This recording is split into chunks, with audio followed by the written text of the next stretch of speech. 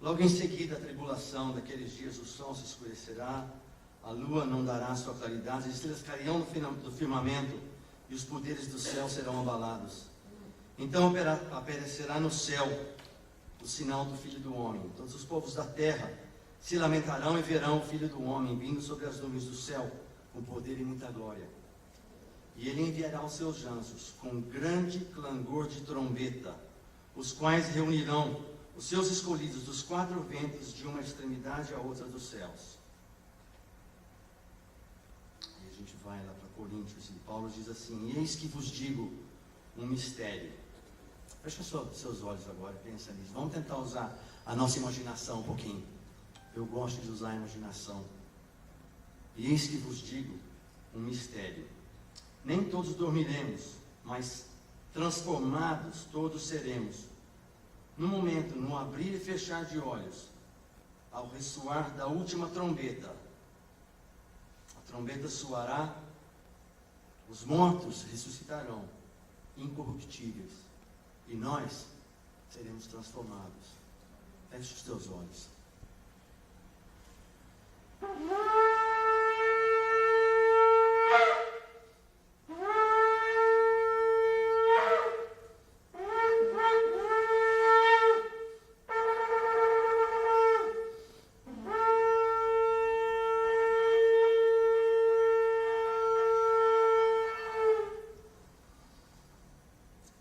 Nós seremos transformados.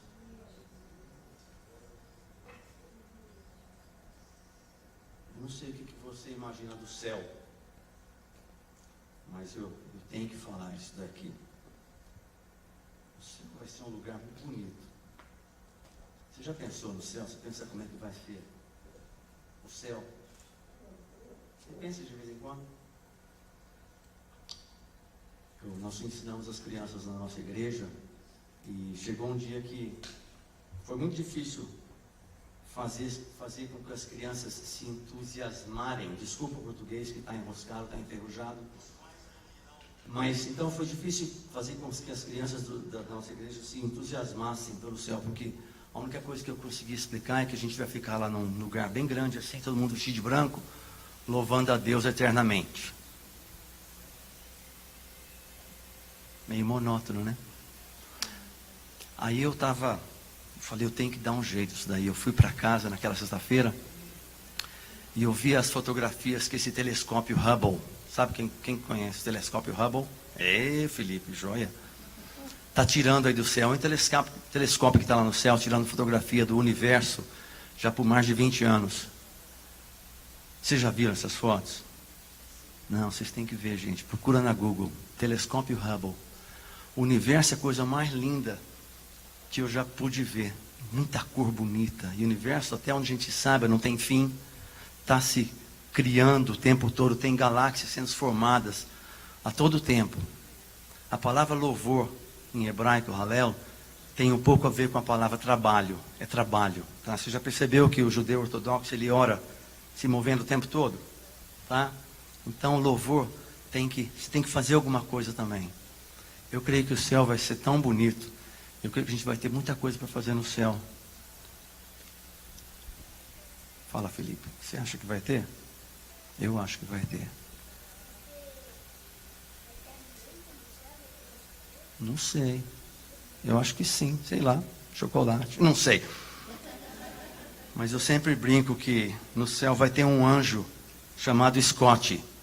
Quem é aqui dos anos 60? Lembra do Scott? Do Jornal das Estrelas? Aquele cara que apertava o botãozinho e você ia, falava no outro. Eu acho que o céu vai ser assim, não sei. A gente vai ter muita coisa para fazer no céu. Mas, vamos voltar, né? Para ser bem sincero, gente, eu não sou um pregador. Eu sou um falador. Mas, se Deus usou um burro uma vez, Ele pode usar qualquer um, né? E eu estava pensando, quem sabe a gente vai, vamos ver aqueles slides que eu trouxe. E depois eu vou tentar passar para vocês o que Deus tem colocado no meu coração. Como é que eu tiro esse negócio daqui? Assim, né? Eu sou caipira. Eu moro nessa cidade, chamava Tel Aviv. Tel Aviv Jope. Lembra de Jope na Bíblia? O que aconteceu na Bíblia? Jonas, quem mais? Jope, Pedro, a Dorcas. Lembra? Por causa do que aconteceu aqui em Jope há 2000 anos atrás, você está aqui. Para quem não é judeu, é por causa desse lugar que você está aqui hoje. Lembra o que aconteceu em Atos 10? Pedro, um discípulo de Jesus. Pedro era judeu. Ele não foi o primeiro papa. E Jesus também era judeu. Eu tenho um amigo que ele disse que ele sempre crê que que Jesus fosse católico, porque Maria é católica. Jesus é judeu, tá? Pedro, um discípulo de Jesus, estava se hospedando na casa de Simão, o curtidor, uma pessoa que trabalha com couro. E antes do almoço ele sobe lá no telhado. As casas nessa região têm telhados planos. Ele subiu no telhado para orar. E o que aconteceu? Uma visão vem do céu com um lençol muito grande e com todo tipo de animal impuro, para o judeu que não pode comer. E uma voz do céu fala para Pedro: levanta e come. E ele, como judeu bom, começou a argumentar com Deus, né? Não, o que é isso? Não posso comer nada que não é impuro. E Deus disse: como é que você pode chamar uma coisa impura, uma coisa que eu abençoei? Mas Deus é impressionante. Um pouquinho antes disso, a gente tinha falado com Cornélios. Cornélio era o gentil, lá de Cesareia, a uma hora de Tel Aviv, de carro. O que ele falou para Cornélios? Lá na casa de Simão, o curtidor em Jope, tem um rapaz chamado Pedro. Manda alguém lá buscar o Pedro, porque eu quero que ele venha para cá falar de Jesus para vocês. Então, depois dessa visão, o Pedro desceu o telhado. Alguém bateu na porta, 3 rapazes da casa de Cornélios falaram para Pedro: vem para a gente, para Cesareia. Pedro foi e está registrado, que essa é a primeira vez que foi registrado de que o Evangelho de Jesus, o Messias judeu, foi para os gentios. E o resto é história, né? Então, por causa do que aconteceu aqui há 2 anos atrás, a gente está aqui no Brasil. Eu estava falando isso para um grupo de chineses, eu achei impressionante. Então, esse é Tel Aviv. Tel Aviv é a cidade maior do país, tem mais ou menos 2 milhões de habitantes. E desses 2 milhões de habitantes, 70% deles são seculares. Tem muita gente ateia ou à toa em Tel Aviv, não acredita em nada. Vamos mudar? É eu que mudo aqui, né? Eu tenho controle aqui? É. Como é que faz esse negócio aqui, gente? Aperta o botãozinho. Oh. Jope, tá aí. Jope é o portão de Jerusalém. Porque Jerusalém não tem porto, tudo que vinha para Israel ou para a Terra Santa de barco chegava em Jope. Uma outra coisa que aconteceu em Jope, lembra? O rei Salomão trouxe os cedros do Líbano para construir o templo em Jerusalém. Atos 10, essa é a casa de Simão o curtidor. E aquele é o Pedro. Não, não é o Pedro não, estou brincando. Mas essa é uma foto que foi tirada no século XIX, tá? Então esse é o local da casa de Simão o curtidor. Tel Aviv, como eu disse, é uma cidade secular, cidade praiana. Mas com essa secularidade, as pessoas são muito mais abertas para o Evangelho. Então eles estão abertos para qualquer outra coisa. Nova era, uma história. Então, não sei se dá para fazer essa coisa com o português. Então nós falamos para eles da história do lugar e depois nós falamos para eles da história de Jesus. Bom? Grupo de sobreviventes do Holocausto. Todo mundo se envolve. Essa menina bonita aqui é minha esposa. Esse é um dos nossos pastores, um amigo meu. E todo mundo se envolve falando de Jesus para as pessoas. Sempre há uma oportunidade de falar com as pessoas sobre o Messias. Mostrar o caminho para eles. Esse é o nosso pastor principal. Tem muita gente com sede de Jesus. A religião não está mais suprindo as necessidades das pessoas. Então as pessoas estão muito desapontadas, desapontadas com a religião. E eles querem saber alguma coisa a mais. Então eles começam a procurar.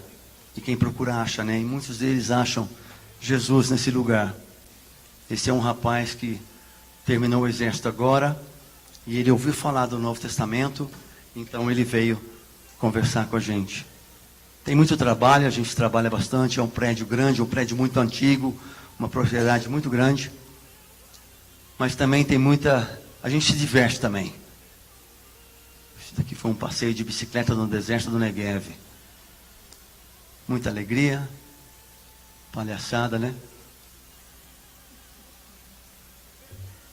Voluntários de todo mundo. Por falar nisso, esse grupo de dança, eles não querem ir para Israel não, gente. E cadê a Patrícia, Priscila, como é que é o nome dela? Cadê ela? Ah, que pena. Vamos para Israel? Então vamos. Então, gente do mundo todo vem servir ao Senhor. Esse lugar providencia um serviço de voluntariado. Se você tem entre 18 anos de idade e 120 e ainda tem energia, fala comigo depois. Você tem que falar um pouco de inglês, tá bom? Senão você vai passar fome. Mas gente de todo mundo vem voluntariar. A pessoa tem o desejo de servir a Jesus em Israel. Nós providenciamos visto, casa, comida e uma oportunidade de ministério. Tem gente da Índia, da Inglaterra, da Austrália, de todo lugar do mundo. Nossa igreja é uma igreja de família. Às vezes eu fico, né? Não sei, deve ter isso no Brasil também. Igrejas de jovens, igrejas de isso e de igrejas de aquilo. Para mim, uma igreja é uma família. E família tem jovem, tem criança, tem velho, tem solteiro, tem casado, tem tudo.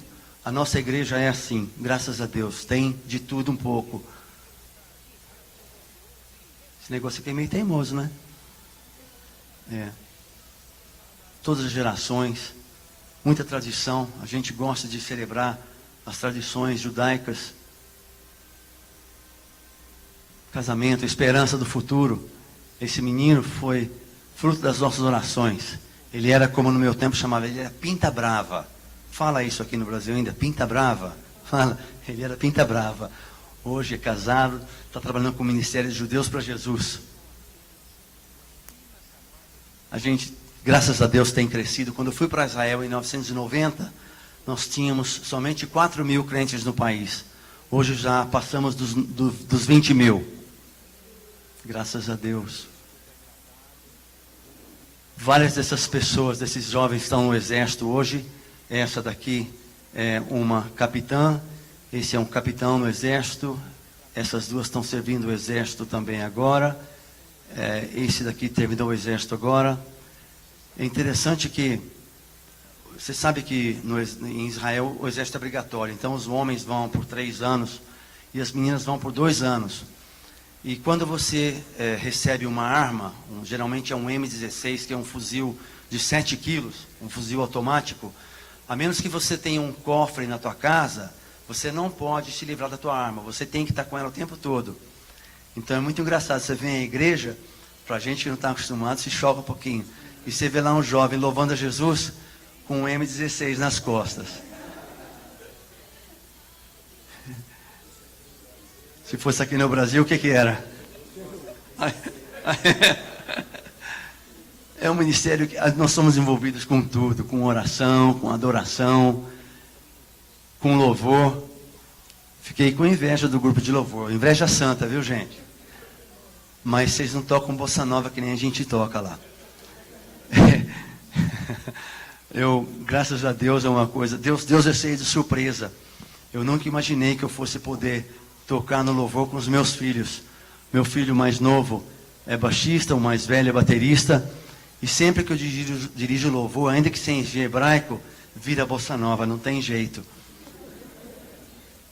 Batismo, missões. Esse é meu filho.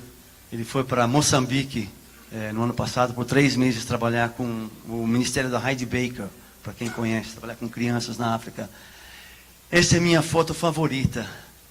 Para quem conhece Israel, você reconhece esse tipo de pessoas? Quem que é? Judias o quê? Fala mais alto. Ortodoxas, tá bom? Porque nós não somos uma igreja, né, uma igreja. Então todo mundo vem. e até os religiosos vêm. E dá briga de vez em quando, mas no final eu digo que é nem futebol, sabe? Eu não vou convencer que o meu time é melhor, mas um dia você vai perceber que é o melhor, né? É a mesma coisa com Jesus. Eu não posso converter as pessoas. Deus me converteu. São árabes e judeus, nós temos árabes na nossa igreja, no mesmo lugar onde nós reunimos, temos duas congregações hebraicas, de fala hebraica, e uma congregação de fala árabe. Esse também é um outro irmão árabe, que veio do Egito, já mora em Israel faz muito tempo. Esse é um dos meus orgulhos, graças a Deus. A gente pode ser orgulhoso, né? Um pouquinho. Esse rapaz é o Ran. Em 1992, o Ran apareceu lá. Eu estava cutucando no jardim de tarde. Na nossa propriedade tem um jardim muito antigo, que foi estabelecido em 1882. E esse rapaz apareceu lá. E começamos a conversar. E conversa vai, conversa vem. É claro, eu falei, contei o meu testemunho para ele, mas não, isso é muito bom, legal, mas não é para mim, eu sou judeu. Tá bom. Nós ficamos amigos. E toda vez que a gente se encontrava a mesma história. Eu sou judeu, não é para mim. E mais para frente a gente perdeu o contato. E em 2014 eu recebi um e-mail dele. Pedro, faz muito tempo que a gente não se vê. A gente precisa se encontrar, eu tenho uma coisa para te falar. Falei, o que será que é, né? Não sabia. Ele, finalmente as escamas caíram nos olhos deles. E a gente teve o privilégio de batizá-lo no mar Mediterrâneo. E agora ele é uma pessoa de high-tech fala, muito inteligente, mas ele decidiu também se tornar um guia turístico, porque há uma necessidade muito grande de guias turísticos em Israel que são crentes, porque a maioria dos guias, você que já foi em Israel, provavelmente o seu guia não era crente. E existe uma vantagem muito legal quando o guia é crente, porque ele não fala da Bíblia como um livro histórico somente, tá bom? Ele não fala de Israel como um lugar histórico somente. Então o Ran, esse foi um dia na Páscoa do ano passado, ele levou a nossa igreja para Samaria, e quando eu vi a paixão dele pela Bíblia, eu me senti como um pai orgulhoso. E tinha um personagem na televisão que falava assim, o meu menino, não tinha? O meu menino, eu me senti quase assim, o meu menino. Esse é os nossos planos para o futuro. E essa é a bênção que Deus me deu. Eu sempre digo que isso daqui é a prova de que Deus tem um senso de humor. A minha esposa vem da Finlândia. Opa, o que aconteceu? Eu quero mostrar a minha esposa para vocês, gente. Cadê?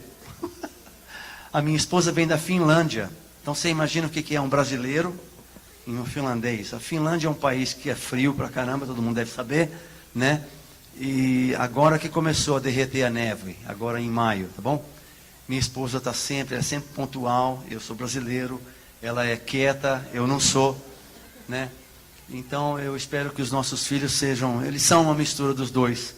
E é engraçado porque as pessoas perguntam, qual é a cultura de vocês na tua casa? É tudo, a minha esposa faz até feijoada, sem carne de porco, e é gostosa. Então, graças a Deus, essa é a bênção que Deus me deu. O Daniel está com 20 anos agora, está se preparando para estudar, ele vai servir no exército também depois disso. E o Natan está com 17. Mas, vamos voltar então, para a palavra de Deus. Estava pensando, o que ia falar? Eu escutei tanta coisa bonita hoje, mas eu quero falar para você do que Deus está fazendo em Israel hoje.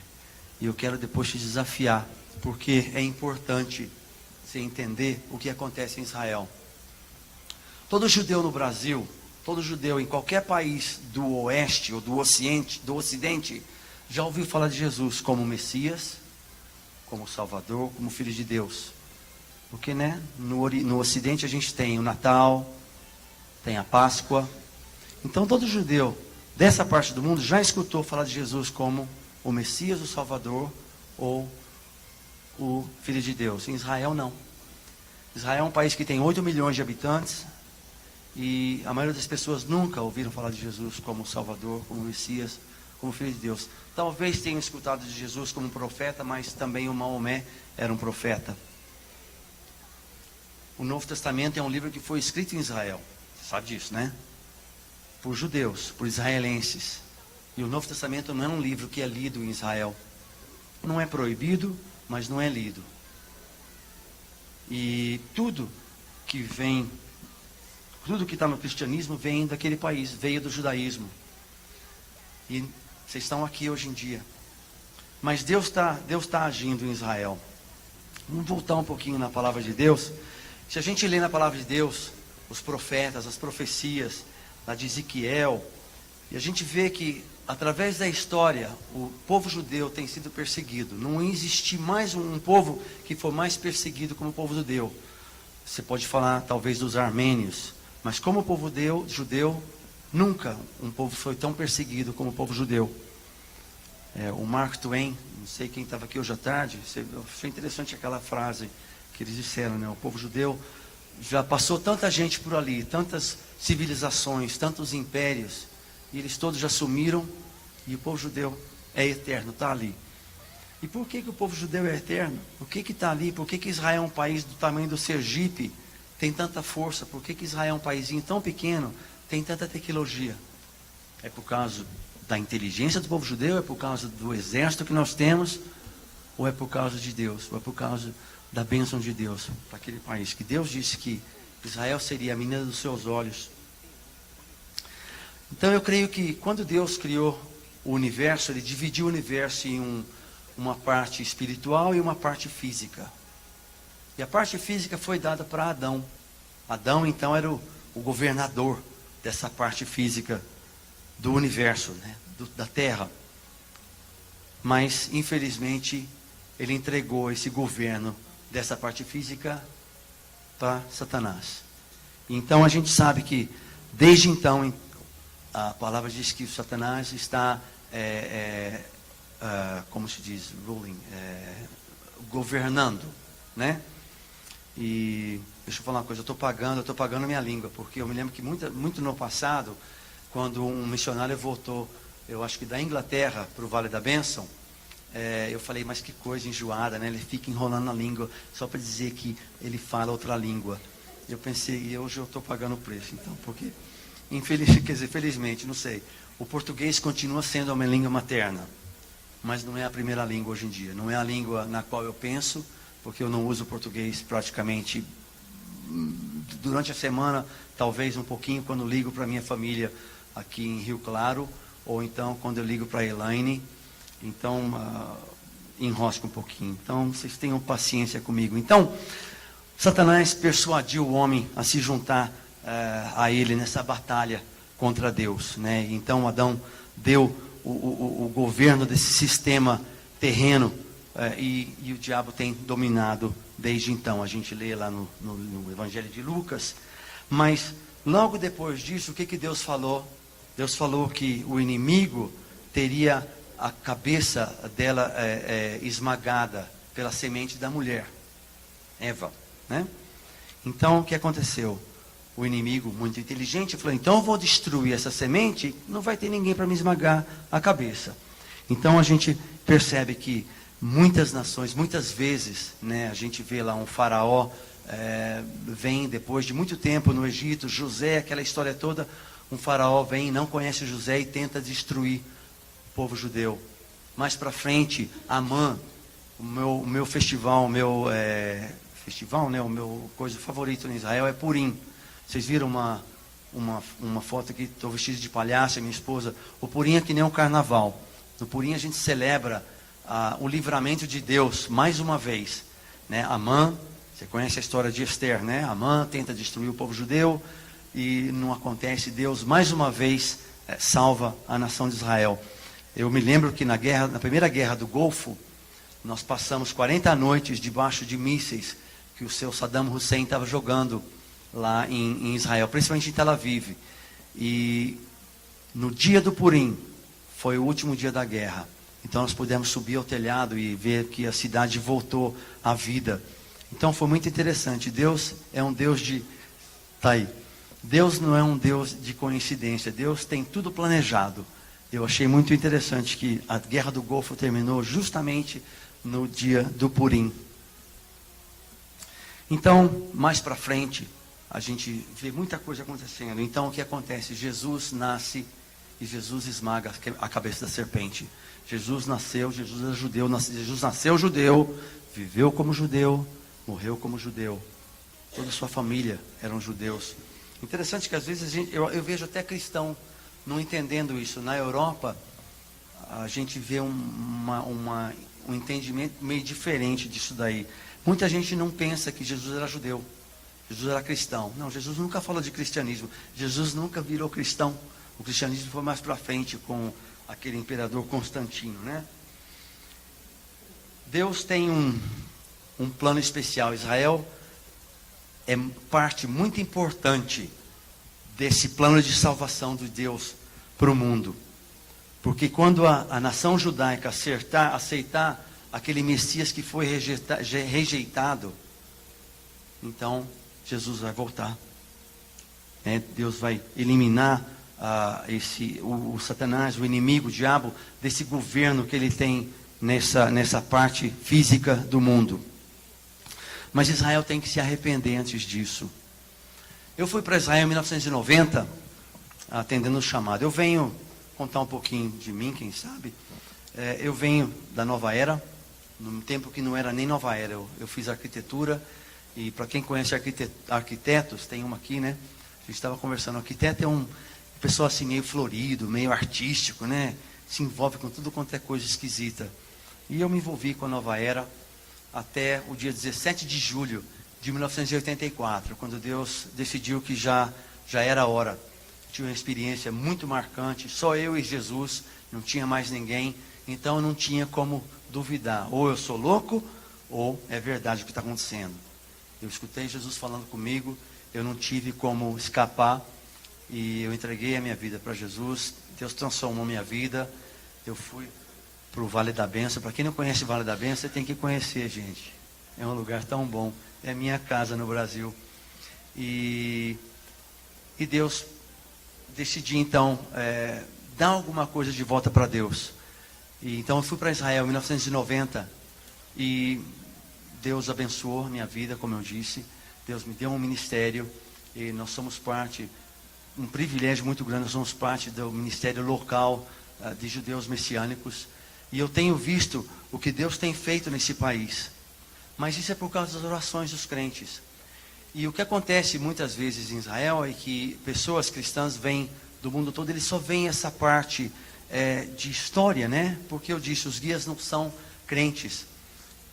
A Elaine teve com um grupo no ano passado, e eu fiquei muito contente porque eles decidiram conhecer as pedras vivas, não só as pedras mortas que tem em Israel, porque Israel tem muita pedra, por falar nisso. Os desertos em Israel tem muita pedra, não é o deserto como o deserto do Saara, mas então eles vêm conhecer as pedras vivas. Existe um corpo de Cristo em Israel que é ativo e que tem crescido, graças a Deus. Deus tem abençoado aquela nação com uma curiosidade muito grande. Quem é Jesus? Deus colocou essa nação de Israel num lugar muito, muito importante, num relacionamento muito permanente com Deus. E não é porque o judeu é mais inteligente, não é porque o judeu é mais bonito, porque Deus é Deus. Eu sempre digo que Deus podia ter escolhido o argentino. Vocês não vão dar risada, não? Não precisa exagerar, né? Não tem argentino aqui não, né? Quando eu estou na Inglaterra, eu falo, Deus podia ter escolhido o escocês. Eu falo, não, peraí, também não precisa exagerar para ser a sua possessão, né? Mas não, Deus escolheu aquela nação tão pequenininha. E Deus tem abençoado aquela nação de uma maneira tão impressionante. Eu estava escutando o pastor Roberto hoje à tarde, contando de Israel. E eu gosto de... Você pensa em tulipa, que país que você pensa? Holanda, né? Israel exporta tulipa para a Holanda, sabia? Você pensa em melancia. Gosta de melancia? Eu também.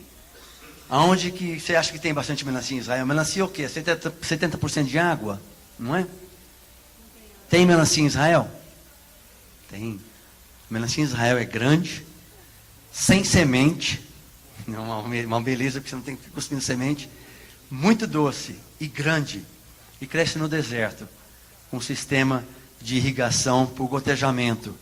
E coisa mais linda, você passear, eu gosto muito do deserto, eu tenho uma paixão pelo deserto, porque a primeira vez que eu passei pelo deserto, eu me lembrei de Jesus, de João, então a primeira vez que eu tive a oportunidade, eu catei uma mochila, coloquei um montão de pão preto e mel na mochila, bastante água, e lá fui eu para o deserto, sozinho. Não sabia o que estava fazendo, né? E andei pelo deserto por 3 dias. Foi muito bom, porque o silêncio do deserto é muito bom. E você se sente muito próximo de Deus. Mas no deserto em Israel, está ficando pequeno. Porque o deserto de Israel está sendo cultivado. Cresce melancia é enorme. Agora, no verão nosso, tem muita melancia. É barato, gostosa, sem semente e doce. Então você tem que ir para Israel. Você gosta? Quem gosta de melancia aqui? Eu vi. Você tem que ir para Israel no verão, tá? Para comer melancia. Vai lá o carroceiro vendendo melancia. Então, eu disse que Deus tem esse propósito, Deus tem esse relacionamento permanente com Israel, porque Deus pretende que Israel seja o líder do mundo antes de Jesus voltar.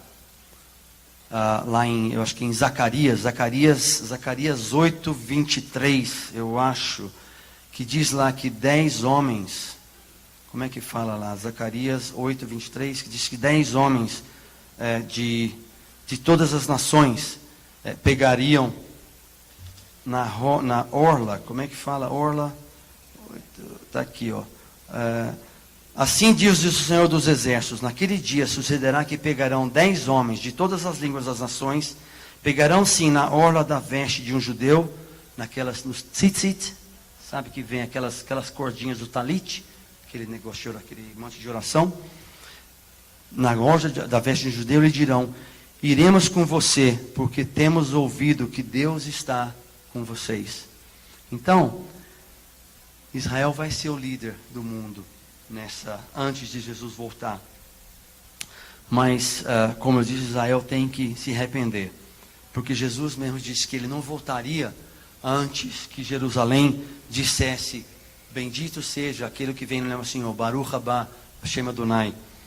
Jerusalém não está falando isso hoje. Então agora eu vou falar aquela parte que muita gente não gosta, porque Israel é um país bonito, Israel é um país, é a Terra Santa, é um país de onde saiu o Evangelho, é um país de Bíblia. Mas Israel é uma nação pecaminosa como qualquer outra. Infelizmente, Tel Aviv se tornou a capital gay daquela parte do mundo. É o lugar que mais atrai a comunidade. Eu não sou homofóbico, eu amo o homossexual, porque Deus também ama. Eu acho que Deus ama, eu creio que Deus ama o pecador, né? Não ama o pecado.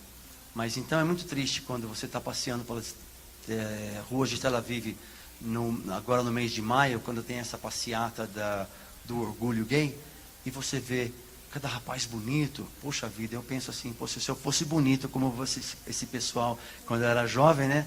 Não era. Mas então eu imagino como é que Deus se sente quando ele vê isso. Israel é um país que está infelizmente longe de Deus hoje em dia. Nós celebramos agora 70 anos de existência, de independência.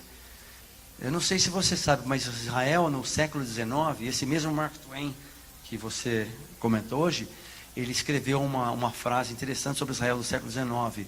Israel era um montão de pedras esquecidos por Deus. Porque no século XIX, quem reinava em Israel eram os turcos, os otomanos. E os otomanos inventaram um imposto sobre o número de árvores que você tem. Então, quanto mais árvores você tem no teu quintal, na tua propriedade, mais imposto você paga. O que você vai fazer com suas árvores? É claro, né? Então, Israel não tinha muita árvore. Israel tinha muito pântano no século XIX. Pântano traz mosquito não é pernilongo. Pernilongo traz malária. Então, naquela primeira onda de imigração, judeus que vieram da Europa Oriental no final do século XIX, e eu me orgulho também de dizer que o lugar onde a nossa igreja está, pertencia nessa época a um barão russo muito rico, e ele era crente. E então, muitos judeus não receberam nenhuma ajuda quando eles desembarcaram em Jope. E então esse barão e os missionários anglicanos dessa organização com a qual a gente trabalha, encheram esse lugar com tendas, com barracas, e deixaram esses imigrantes morar lá por um tempo. E interessante é que na esquina desse local tinha uma igreja com o nome de A Filha de Sião.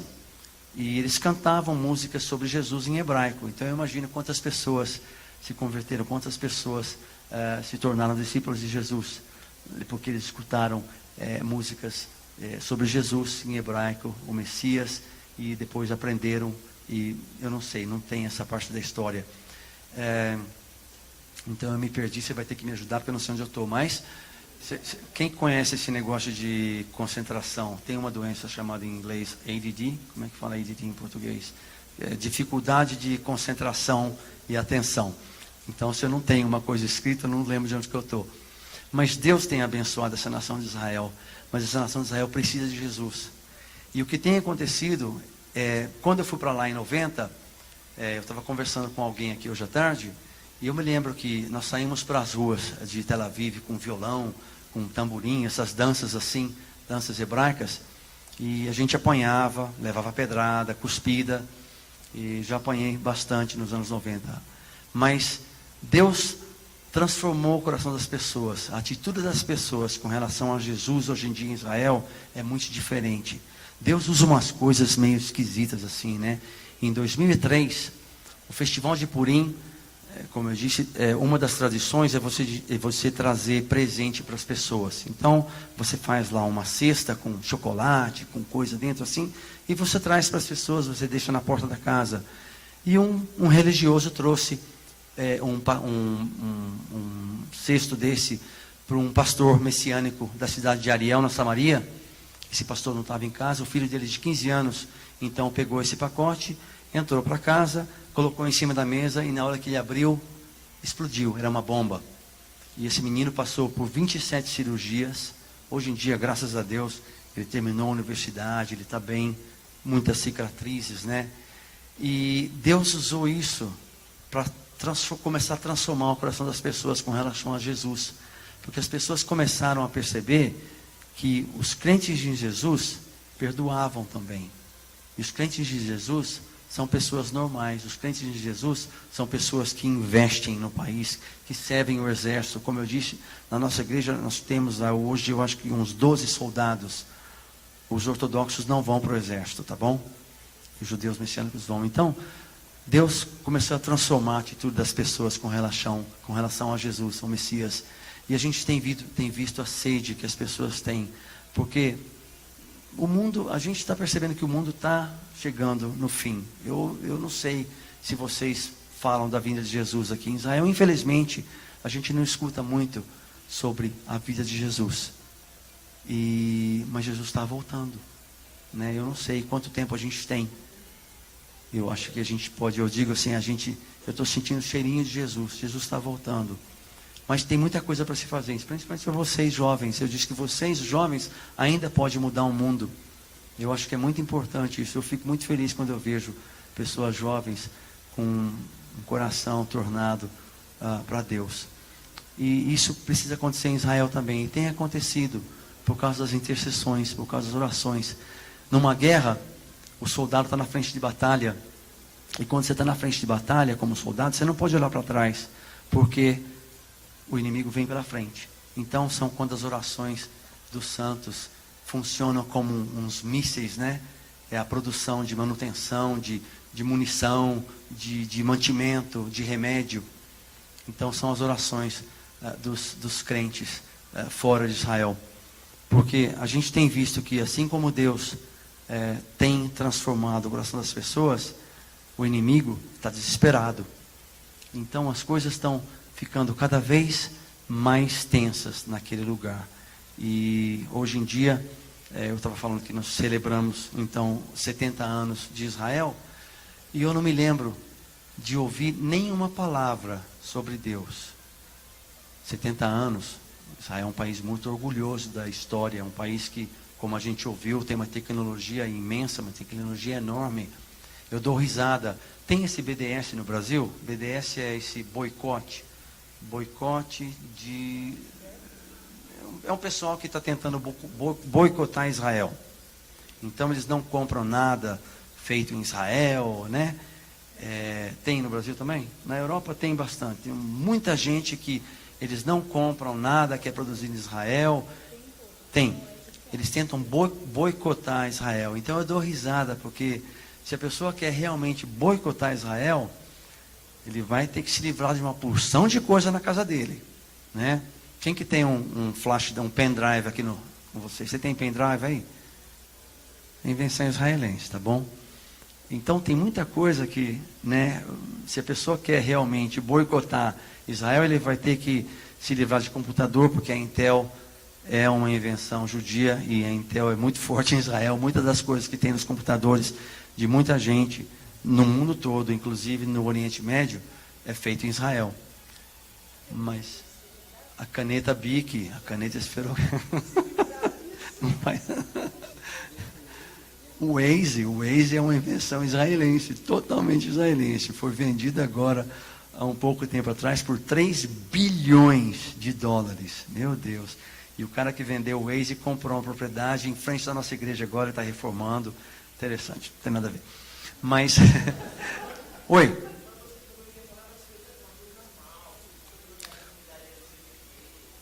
Isso é uma coisa má. Israel, infelizmente, está longe de Deus. Porque nós confiamos no exército, nós confiamos na tecnologia. Então celebramos 70 anos e ninguém comentou Deus. Inclusive, infelizmente, até os crentes, a gente não ouviu falar muito. Foi o dia da independência de Israel, é o dia do churrasco, tá? Todo mundo faz churrasco, você não faz ideia. A poluição é tremenda. Eles tentaram, inclusive, há uns 2 anos atrás, proibir. O povo deu risada, porque você não consegue achar 1 metro quadrado para fazer churrasco no parque, no jardim, na praia. Graças a Deus nós temos uma churrasqueira no jardim da nossa igreja. Tem brasileiro lá, eu tenho que ter churrasqueira, né? Não come muita carne não, porque a carne é muito cara. E 1 quilo de picanha custa R$120. Então, para você, se for para Israel, leva picanha daqui. Estou brincando. Mas, então, a gente vê que há uma situação meio volátil, porque no fundo, na realidade, é por causa de Deus, é por causa das bênçãos de Deus. Não é por causa do nosso exército, não é por causa dos nossos pilotos, que são excelentes, mas se não for a mão de Deus, nós sabemos nas guerras do passado, é impossível que na guerra do Golfo de 1991, nós tivemos, não lembro, tanto de mísseis que foram jogados em Tel Aviv, ninguém morreu. Uma pessoa só morreu de uma maneira relacionada a esses mísseis Scuds. Um senhor de idade que, quando ele colocou a máscara, ele não tirou o lacre do filtro da máscara. Então ele não conseguiu respirar, e como não conseguiu respirar, não tinha médico de coração perto dele, né? Ele teve um problema do coração e ele faleceu. No resto, ninguém morreu. E tem testemunhas impressionantes. Na nossa casa de hóspedes, nós decidimos fechar, porque a gente não queria ter responsabilidade sobre ninguém. E então não tínhamos hóspedes, mas depois de uns 3 dias de guerra, uma família de algum lugar da América do Sul, uma família que trabalhava em Israel, são crentes também, vieram e pediram, perguntaram se eles podiam ficar com a gente, porque um míssil tinha caído perto da casa deles. Eu falei não, mas quando eu falei não, eu senti o Espírito de Deus falar: pega eles, deixa eles entrar aqui. E então a gente eu conversei com minha equipe, e a gente deixou eles entrarem. Eu falei: vocês são responsáveis por vocês. Eu ajudei-os a selar o quarto deles, por causa de gás, né? E no outro dia, quando eles voltaram do trabalho, voltaram de casa da tarde, um deles veio me falar o que tinha acontecido. Naquela noite que eles dormiram na nossa casa de hóspedes, o míssil atingiu o apartamento deles. Se eles estivessem lá, eles teriam morrido. Então tem tanta coisa que Deus fez. Se eu começar agora, eu não vou parar, porque tem tanta testemunho para contar, tanta coisa que Deus fez, tanto livramento. Então, eu creio que Deus está no controle, e não é por causa de nada mais mas não Deus, mas Deus.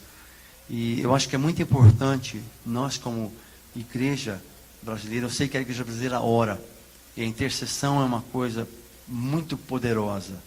Eu não sei se vocês percebem isso. Tem intercessor aqui? Ministério de intercessor? 1, 2, 3. Só tem mulher que intercede, né? Homem não é intercessor, não sei porquê. É impressionante, né? Por que será? Mas intercessão tem um poder tão forte. E eu sei quando a gente tem pessoas orando pelo nosso ministério e quando não tem.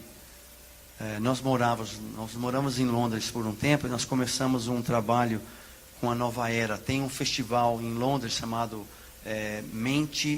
Corpo, Mente e Espírito. Um festival da Nova Era muito grande, um dos maiores festivais de Nova Era do mundo. E eu me lembro que quando eu esquecia de pedir para as pessoas orarem aqui no Brasil, a coisa não ia muito bem. Aí eu voltava para casa, mandava um e-mail rapidinho, no outro dia estava muito bom. Eu tive a oportunidade de contar, de falar, de testemunhar de Jesus para o Uri Geller. Lembra do Uri Geller? O Uri Geller é israelense, tá? Você sabia que o Uri Geller é israelense? Ele é israelense. Então, é fruto de oração da Igreja do Brasil. Então, eu acho que eu não vou falar muito, porque eu acho que é importante você aceitar um desafio de oração por Israel. Porque se Jerusalém dizer, bendito aquele que vem no nome do Senhor, o Senhor vem. Então a gente tem que orar para que haja eu não sei se a palavra avivamento é certa, mas que haja um arrependimento geral da nação e uma conversão de corações a Jesus. Eu creio que Deus pode fazer isso. Eu tenho visto Deus fazendo muito mais hoje do que nos anos 90. Mas ainda tem muita coisa para ser feita. Ainda somos somente 20 mil crentes no país. Não tem mais do que isso. Então eu acho que é importante você estar orando por isso. E vem para Israel, gente. Não é tão difícil assim, né? Eu estou vendo uma pessoa de sorrisozinho assim. Junta dinheiro. Em vez de comprar um telefone celular mais do mais moderno que tem, junta. Em vez de trocar a televisão por 49 polegadas, junta dinheiro para vir para Israel. É uma experiência muito impressionante. É o país aonde a Bíblia foi escrita. Então eu creio que a Bíblia se torna mais viva. O pessoal que já foi para lá me concorda com isso. A Bíblia se torna mais viva quando você vai em Israel.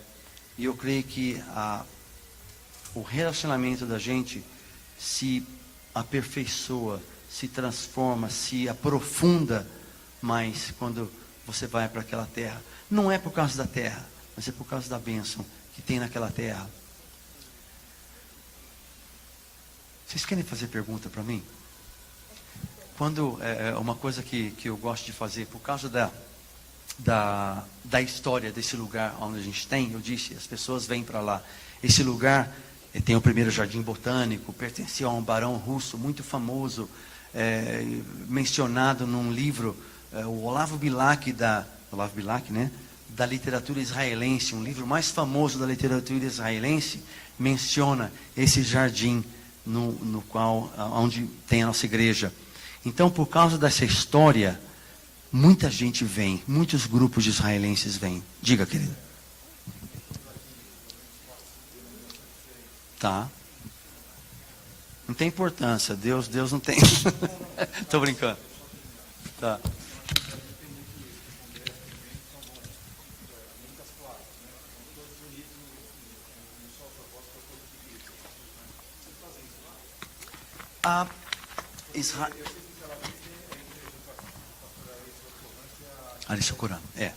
O Ari não é mais o pastor lá. Ele está meio aposentado. O Ron Cantor é o pastor de hoje lá.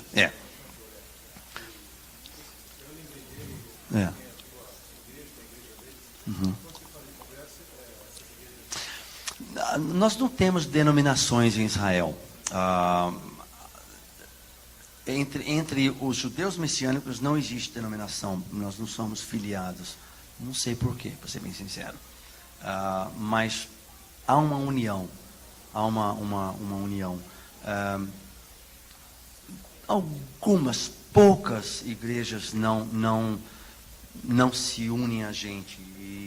Mas congressos não tem assim. Não é perigoso. Não sei porque. A gente se junta, por exemplo, amanhã tem um kibbutz. Um kibbutz para quem não conhece, é uma família, uma fazenda comunitária perto de Jerusalém, um kibbutz cristão. E todo ano, no festival de Shavuot, porque como a gente escutou hoje à tarde, há 3 festivais que Deus ordena as pessoas a subirem a Jerusalém. Tá? Você sobe a Jerusalém na Páscoa, ou no Pesach, no Shavuot e no Sukkot. Tá? Que é mais para frente, no outono nosso, lá para outubro, setembro. Todo ano muda por causa da lua, né?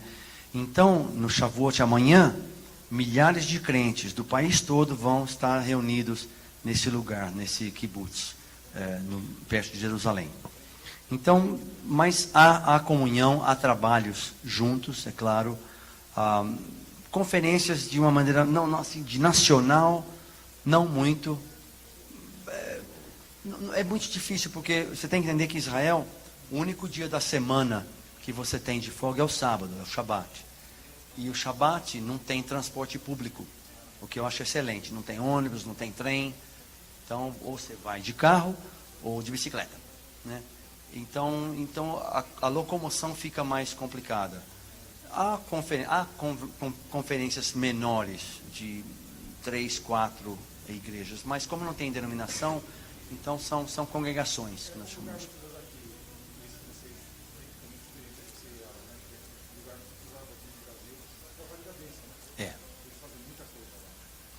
Quem dera ter um Vale da Bênção lá em Israel.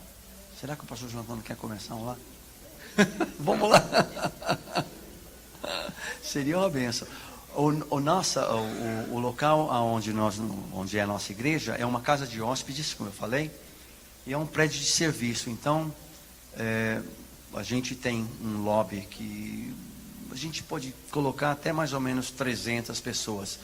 Então, porque Tel Aviv é um lugar central, muitas igrejas usam, quando fazem uma reunião, por exemplo, do movimento pró-vida, né, aquele negócio de anti-aborto, que tem muito em Israel que fala nisso, eles se reúnem então lá na Beit Emanuel, porque é centro, então você pode vir do sul do país, do norte do país também. Então várias reuniões desse tipo acontecem lá, onde nós nos congregamos. Oi.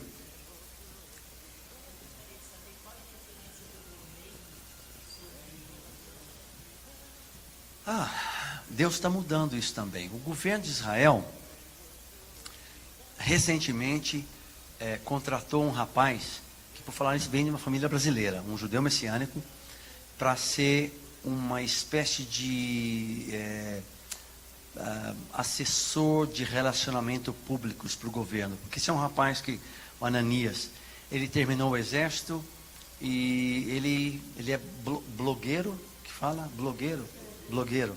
Ele é blogueiro, ele tem um blog na internet, ele então faz muito vídeos no YouTube, essas coisas assim. E ele defende Israel, promove Israel, porque não sei como é que é no Brasil, mas nos lugares do mundo que eu conheço, a mídia é muito bias, muito contra Israel, né? E então é importante que pessoas falem a verdade de Israel. E esse rapaz, ele faz isso. E o governo percebeu que, porque na realidade o governo sabe que os evangélicos são os únicos amigos que Israel tem no momento, no mundo, né? Então, interessante, vocês precisam orar pelo Brasil, para que o Brasil se torne um amigo muito bom de Israel, de uma maneira política, porque se você percebe, os países que sustentam, os países que suportam Israel, têm sido abençoados. Os países que não suportam Israel politicamente, eles perdem, né? Você precisa pensar nisso daí. Então, o governo em si, não há não tem problemas, não. O problema é que o governo é formado por uma coalizão, e nessa coalizão tem um grupo muito grande de ortodoxos que são, claro, contra os judeus messiânicos. Então, eles têm uma influência boa no governo também. Então, isso pode causar alguns problemas às vezes. Mas, em geral, há uma liberdade. Há uma liberdade. Com relação ao governo, há uma liberdade. As pessoas, grupos, é um pouco diferente. Né? Bom, tá bom.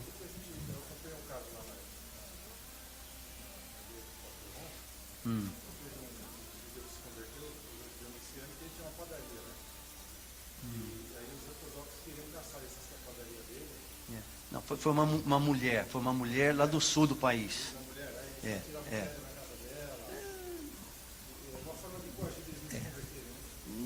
Eles, eu acho que o problema de religião, é por isso que eu digo, eu não sou religioso, eu não acredito em religião, porque religião é uma coisa inventada por homem.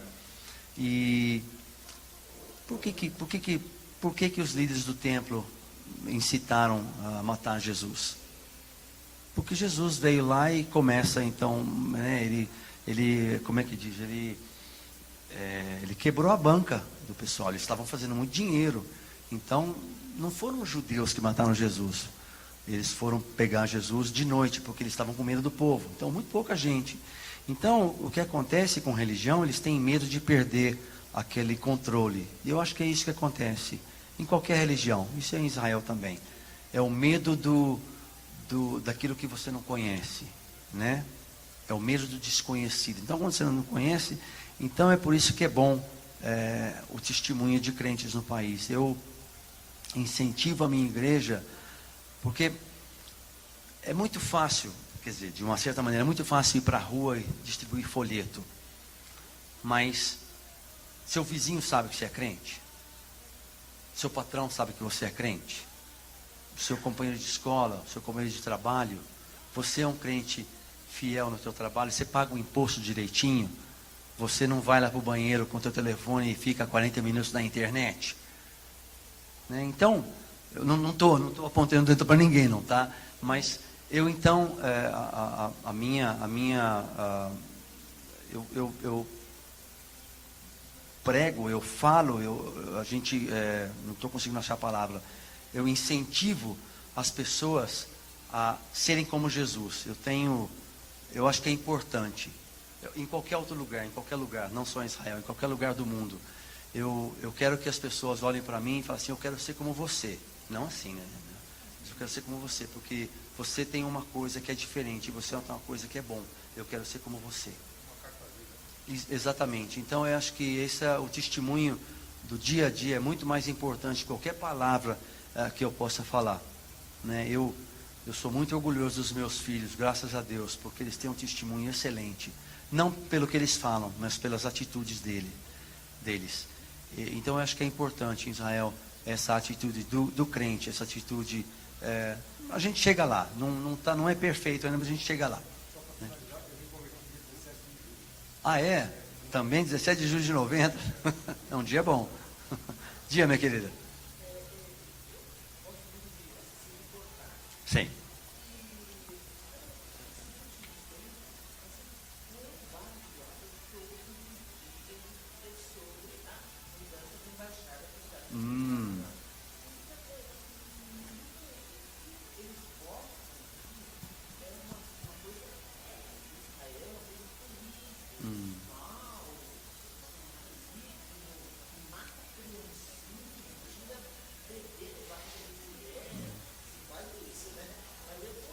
Eu sei. Tá bom. São duas coisas separadas aqui. A embaixada dos Estados Unidos em Jerusalém e as crianças morrendo em Gaza. São duas coisas diferentes, são dois lugares diferentes. A embaixada em Jerusalém, Deus, na minha vida eu sou um servo de Deus, eu gosto de falar, sou um escravo de Jesus, já vai para mais de 30 anos. E eu aprendi uma coisa, que Deus está no controle. Não interessa o que aconteça, não interessa o que eu penso, Deus está no controle. Deus sempre esteve no controle. Deus estava no controle quando o José foi vendido para o Egito. Deus estava no controle quando o Holocausto aconteceu, Deus estava no controle. Quando os cruzados colocaram os judeus dentro de uma sinagoga e botaram fogo e marcharam em volta da sinagoga dizendo glória a Deus, né? Deus está no controle. Deus está no controle hoje também. Então, os políticos, a palavra de Deus diz que toda autoridade é estabelecida por Deus. E a palavra também diz que a gente tem que orar pelos nossos líderes, pelas autoridades. É uma coisa que eu tenho dificuldade com isso, tá? Então a questão da embaixada dos Estados Unidos para Jerusalém é uma coisa que tinha que acontecer mais cedo ou mais tarde. Jerusalém é a capital de Israel. Jerusalém sempre foi a capital de Israel. No tempo do rei Davi, depois, sempre foi a capital. Então não tem umas coisas tão absurdas que estão acontecendo no mundo. Eles estão tentando, a ONU, oh meu Deus, eles estão fazendo o impossível para comprovar que Jerusalém não tem nenhuma ligação com o povo judeu. Não, e eles vão e brigam e gastam muito dinheiro tentando comprovar que Jerusalém não tem nenhuma ligação com o povo judeu. Eu não consigo achar uma palavra boa para colocar um rótulo nisso. Tenho até medo que eu vou falar, né? Não vou falar. Então, Jerusalém é a capital de Israel, sempre foi a capital de Israel, nunca existiu. Eu me lembro que eu escutava no Brasil que Tel Aviv era a capital política de Israel. Nunca ouviu isso, nunca aconteceu isso. O fato de que as embaixadas estavam em Tel Aviv era por razão política, porque quando Israel foi formado, a gente escutou hoje à tarde, Oswaldo Aranha, né? O mundo, é tudo político. O mundo do Oriente Médio tem muito óleo, o óleo move o mundo. Então você tem que estar de bons termos com o pessoal do Oriente Médio, senão você não vai ter óleo. E então toda essa questão de por que colocaram as embaixadas em Tel Aviv é uma questão política. Tinha nada a ver com nada. Agora, eu, apesar de não gostar da pessoa, não que não gosto, uma pessoa que os Estados Unidos não tem, ele é uma pessoa sem classe, na minha opinião. Mas ele é o presidente dos Estados Unidos, Deus colocou ele lá, tem muito crente em volta dele. O que está acontecendo nos Estados Unidos, no governo, é uma coisa impressionante. Eles têm estudos bíblicos todos os dias, tá? Então, é o que eu disse no começo, Deus usou uma mula uma vez, Ele usa qualquer um. Então, a embaixada dos Estados Unidos foi para Jerusalém, foi um passo impressionante. E como resultado disso, o Guatemala mudou a embaixada para Jerusalém, o Paraguai está mudando a embaixada para Jerusalém, eu acho que a România está mudando. E eu acho que no final da história todo mundo vai acabar mudando. Agora, muita gente não está contente com isso, é claro, porque questão política também. Então, Jerusalém. Gaza é outra coisa. Gaza, infelizmente, Gaza é dominada pelo Hamas. Hamas é uma organização terrorista. Os líderes do Hamas, gente, eu não sei mais, já não tenho assim um número, mas não dá para imaginar quanto dinheiro já foi colocado. Minha esposa vem da Escandinávia, principalmente a Escandinávia, os países da Escandinávia, eles gostam muito de ajudar as pessoas, o coitado, o pobre. Então, muito dinheiro já foi colocado na autoridade palestina. Tá? Eu amo os palestinos, Deus ama os palestinos, Deus ama o palestino com o mesmo tanto de amor que ele ama o judeu. Tá? Então, não tem nada a ver. Deus tem um plano de salvação, nós temos. Eu vou falar, me lembro de onde que eu estou, tenho que contar um testemunho aqui. Vocês estão cansados? Me fala, tá? Há uns 5 anos atrás, eu recebi um telefonema em casa no domingo. Domingo geralmente é o meu dia de folga. Domingo é o primeiro dia da semana em Israel, aqui nem segunda-feira aqui. E eu recebi um telefonema, tem uma menina aqui que quer se voluntariar com a gente, ela quer falar com você. E a gente não aceita voluntário assim, né? Vai lá e quer. Tem que ter todo um processo. Mas como ela queria falar comigo, então eu falei, então eu vou aí. Eu moro a mais ou menos 8 minutos do trabalho, e eu fui preparado para dizer não. Não vou, e não tem jeito, não sei o que lá. E quando eu cheguei, estacionei o carro, na hora que eu entrei E eu olhei para a menina, o Espírito Santo fez assim: pega ela, aceita ela. Me deu uma cutucada assim. E eu conheço Deus, eu gosto desse relacionamento com Deus assim, né, do dia a dia. Falei, tá bom, né, se o senhor está mandando, vou contra a minha vontade. A história dessa menina, eu não sei se eu tenho uma foto dela, devo ter naquele outro PowerPoint lá. O pai dela é um rabino ultra-ortodoxo em Jerusalém. Você conhece o ultra-ortodoxo? É aquele que tem esse chapéuzão assim, de pele de animal, né, de que veste a calça dentro da meia. Ultra-ortodoxo. Não tem mais extremo do que esse. A história dela vai mais para frente, até quase no final, aí a gente vê. A história dela é assim. Então, ela, na família ultra-ortodoxa, eles planejam um casamento, né? Eu esqueci que o negócio está aqui. Sou caipira. Opa, tá aí. Olha lá. Cadê? Então, eles planejam o casamento. Essa daí, a Rachel. Eles planejam o casamento. Então, com 18 anos, ela teve que casar com um rapaz. E ele abusou dela. Ela já tinha passado por abusos também da família. Uma família de 13 filhos. E ela queria se divorciar desse rapaz. Mas a família, claro que não pode. E ela conseguiu arrumar um advogado. E contra a família se divorciou. Então, como forma de punição ou punimento? Punição.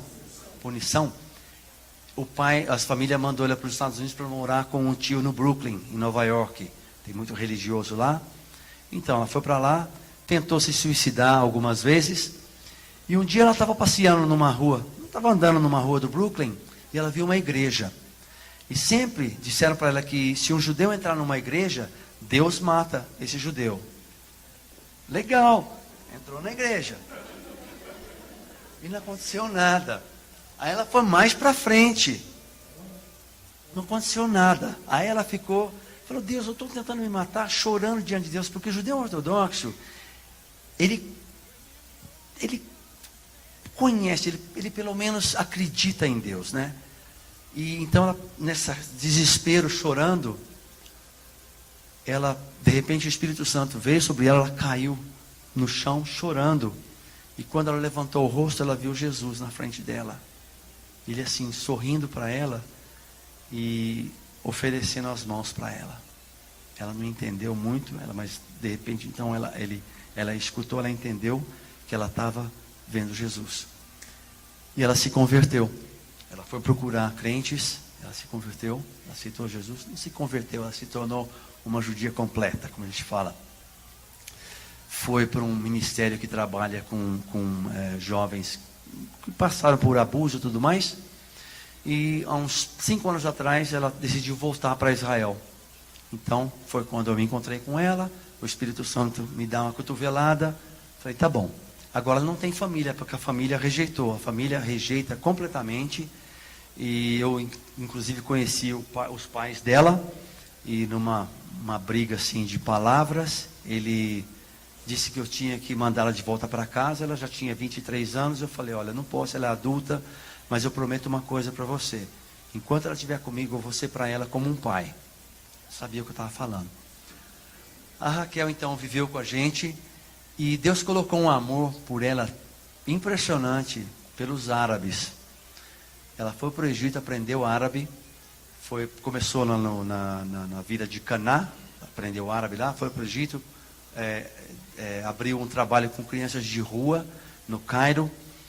E há 2 anos atrás ela voltou para casa e ela falou assim, eu preciso falar com você e com a Ana, com a minha esposa, porque eu creio que Deus está falando comigo. E ela é uma pessoa que, eu não sei como é que chama isso, é uma pessoa fora da caixa. Tem pessoa fora, fala também. Ela é fora da caixa, tá? Você não consegue colocar a Raquel em caixinha. Mas eu conheço o relacionamento dela com Deus. Ela tem um relacionamento. Sabe aquela pessoa que levanta de manhã e fala assim, bom dia, Deus? Conhece esse tipo de pessoa? Né? Que nem o pastor Jonathan, assim. Então ela sentou com a gente e falou assim, Deus está me chamando para o Iraque. Eu quase caí da cadeira, né? Eu falei, quase que eu falei, você é doida. E eu tenho responsabilidade sobre ela. Mas como eu conheço o relacionamento dela com Deus, falei, vamos orar e se for de Deus, isso vai acontecer. Já faz 2 anos que ela está no Iraque. Tá? Aqui. Opa. E ela está trabalhando com crianças no Iraque. E nós trabalhamos, a gente se envolveu com um ministério que traz crianças do Iraque, da Síria, de Gaza, para receber cirurgia de coração aberto. Coração aberto, fala? E em Israel, os médicos judeus dão a cirurgia de graça para essas crianças do Iraque, da Síria e de Gaza. Essas crianças são do Iraque. Então, esse é um Deus de milagre, o que é? Então a Raquel, ela fala Yiddish, que é a língua materna dela, hebraico, inglês e árabe. Faz 2 anos que está lá e Deus tem usado a vida dela de uma maneira tão impressionante para testemunhar de Jesus. Uma menina judia, de uma família ultra-ortodoxa, com uma paixão pelo povo árabe. Testemunha de Jesus no Iraque. É meio assustador, porque às vezes a gente está falando no telefone e a gente escuta pá, pá, pá, pá, pá, pá, pá, pá, pá, pá, pá, pá, pá, no fundo assim, né? Eu falei, não é nada não. Onde é que eu estava? Você lembra? Eu não lembro mais. Na Palestina então. Parte de Gaza, desculpa. Então o Hamas é uma organização terrorista. Os líderes do Hamas não moram em Gaza. Eles moram no Dubai, tá? Em hotéis. Eles não moram em Gaza. Você acha que eles vão morar em Gaza? Não. Então, é uma pena porque eles não têm nenhuma preocupação com o povo. E o que acontece em Gaza é terrível. Eles são alimentados com ódio todo dia. Quando Israel saiu da faixa de Gaza há uns 10 anos atrás, com Ariel Sharon, Israel deixou a faixa de Gaza. E Israel deixou lá na faixa de Gaza tecnologia de agricultura impressionante. Você gostaria de ter uma daquelas estufas? Rapaz, coisa assim de super, fala super duper aqui, né? Coisa assim impressionante. O que eles fizeram com aquela tecnologia? Destruíram tudo. Então, você não pode culpar o palestino, a criança palestina que é alimentada com ódio todo dia. Eles não sabem outra coisa. Então, o que está acontecendo na faixa de Gaza é triste. Eles estão usando crianças, Você tem que ver os 2 lados da história, porque eu não sei se vocês têm acesso a materiais. Bom, sempre, quando eu falo com os meus filhos, ou com jovens, existe uma diferença muito grande entre fazer o que eu gosto ou gostar do que eu faço. Tem, né? Fazer o que eu gosto. Tem muita gente lá fora que quer fazer o que ele ama, o que ela ama. Eu quero fazer o que eu amo, em vez de eu quero amar o que eu faço. Deus está aí para usar a gente do jeito que a gente se colocar nas mãos dele. Ora por Israel, ora pelo nosso trabalho em Israel. Vem visitar a gente em Israel, vem se voluntariar com a gente. Se Deus colocar no teu coração, eu falei que se você tiver entre 18 e 120, pode vir. E não tem problema com escada. Tem que falar um pouquinho de inglês. Vocês vão amar, vocês vão poder servir. E eu digo para os meus voluntários que eu quero que eles pensem em como que eles podem falar de Jesus da maneira como ele dobra o papel higiênico assim, quando ele coloca no banheiro assim, né? Aquele dobradinho assim bonitinha. Eu quero testemunhar de Jesus em tudo que a gente faz. Que Deus abençoe vocês e diga, minha querida. Claro.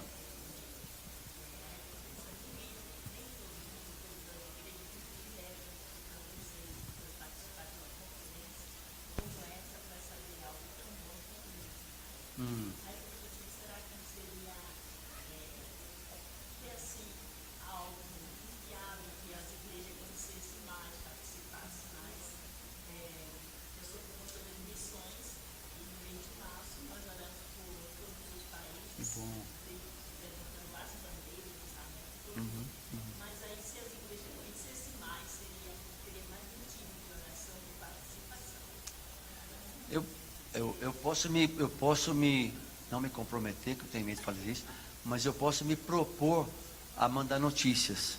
Eu tento, notícias, porque eu acho que é importante. Graças a Deus, como eu disse, eu creio no poder da oração. E sem a oração dos santos aqui, nós não poderíamos estar fazendo o que a gente faz lá. Porque Israel é um campo de batalha. Alguém uma vez estava pregando, ele falou assim, que quando o diabo vai pelo mundo, né, passeando pelo mundo, ele vê andar um demôniozinho sem ter o que fazer, ele manda para Israel. E tem um pouco de tem verdade nisso, eu acho, porque não há nenhum momento monótono em Israel, não há nenhum momento tranquilo, sempre tem coisa acontecendo, ou é físico, ou é espiritual. Semana retrasada nós tivemos 20 foguetes vindo do Irã para Israel. Então a situação é bem volátil, o tempo todo tem essa coisa assim, que você nunca sabe o que vai acontecer no outro dia. Você vai dormir, de repente a sirene toca e Israel está sendo atacado. Isso já aconteceu, já tive por 4 guerras lá. E não é uma situação muito agradável, né?